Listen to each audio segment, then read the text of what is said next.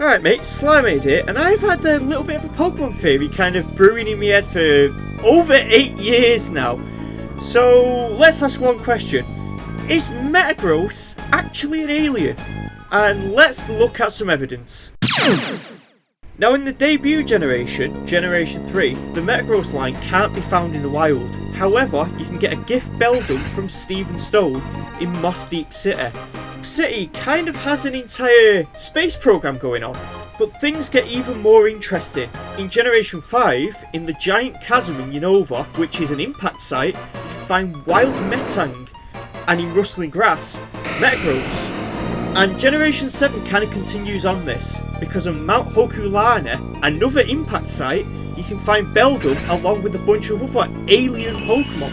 Now there is one outlier that I'll talk about, which is in Galar, which is the snowslide slope of the Crown Tundra. This is the only place in the series where you can catch naturally wild Beldum, Metang and Metagross that isn't connected to space in some way. But we'll get back to that. There are actually a few man-made locations where you can find the entire Beldum line as well, such as Johto's Safari Zone, Kalos' Friend Safari, and of course the Blueberry Academy. Now the Beldum line can also be migratory because they can be found on Route 228 in Diamond, Pearl and Platinum, and in Generation 7 a Metang can be found in Pokepelago. Now let's discuss the move Meteor Mash for a second. Meteor Mash is only learnt by mostly Pokemon that come from space, like Jirachi, Clefairy, Clefable and Clefort, and Deoxys. Weirdly Lucario and Riolu as well, despite them not coming from space. Now an interesting tidbit you might want to know is that in Japanese, Meteor Mash is actually called Comet Punch. So what about the normal type move Comet Punch then?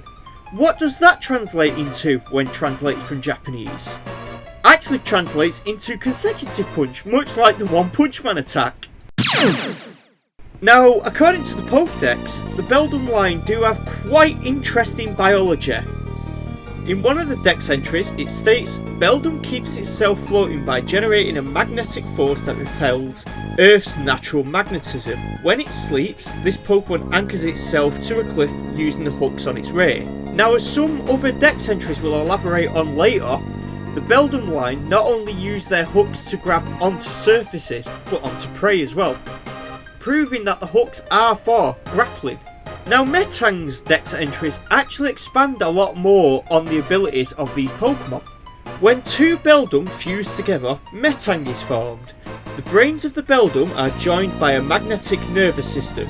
This Pokemon turns its arms to the rear for travelling at high speed. The claws tipping its arms pack the destructive power to tear through thick iron sheets as if they were silk. It flies at over 60 miles per hour. And finally, it adores magnetic minerals, so it pursues nose paths at speeds exceeding 60 miles per hour. So now we actually have an idea of what they prey upon. Mineral-based Pokemon. And that apparently Metang can turn its arms around and use them as thrusters. Now let's address Metagross' Dex entry. Because the magnetic powers of these Pokemon get stronger in freezing temperatures, Metagross, living in snowy mountains, are full of energy. So they also thrive in very cold environments. That's interesting. So we've got a Pokemon that eats minerals, has thrusters, has claws for grappling and grabbing onto rocks, thrives in cold temperatures, and can often be found around meteor crash sites. That's very interesting. Now, wouldn't a lot of those adaptations actually be perfect for space travel, especially on a meteor? And we've heard about Pokemon coming out of meteors before, because that's supposedly how the entire Clefairy line got to Earth, and Deoxys did as well. Not to mention the actual meteor Pokemon, Minior, Lunatone and Solrock. Wait, what do you mean let's address Magnemite? Well, the Magnemite line actually shares a lot in common with the Beldum line. Both steel types, they're both magnetic, and they both evolve through fusing. And the final forms are also UFO shaped. So what do the Dexes say about the Magnemite line? One entry says, generates strange radio signals. It raises the temperature by 3.6 degrees Fahrenheit within 3,300 feet.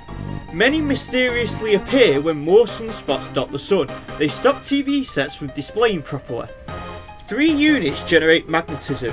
There have been many mistaken reports of UFO sightings when Magnezone flies through the night sky.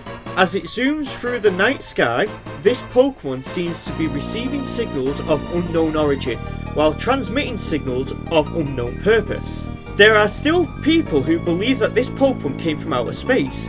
It emanates a powerful magnetic field. Finally, Professor Leventon from Legends Arceus says, I theorise that a special magnetic field influenced this Pokémon, changing its molecular structure and causing it to evolve. It emits strange radio waves towards space from its antenna. So the Magnemite line generates strange radio signals that are sent into space, are attracted to geomagnetic storms, and are believed to be from space. It's entirely possible that the Magnemite and Beldum lines are actually alien of origin, or possibly even convergently evolved to be similar to each other, or, given Metang's diet of minerals, even a predator-prey dynamic. Objection! Counter theory to my own theory. We know about Paradox Pokemon and strange timeline shenanigans, and that Magneton has a Paradox variant with Sandy Shocks. But are we sure that the Beldum line isn't some form of Paradox? Think about it for a second. The Beldum line all have dark black sclera. They're also all robotic, and the Pokédex calls Beldum the Iron Ball Pokemon, Metang the Iron Claw Pokemon, and Metagross the Iron Leg Pokemon. Now where else have we heard the word iron used a lot? Maybe Metagross came down on a meteor. Maybe Metagross and its evolution line actually came from a different timeline. Or maybe Metagross is just a regular Pokemon. Who knows? So if you like this video, don't forget to comment, like, rate and subscribe. Check out my other videos and I'll see you guys next time. Bye!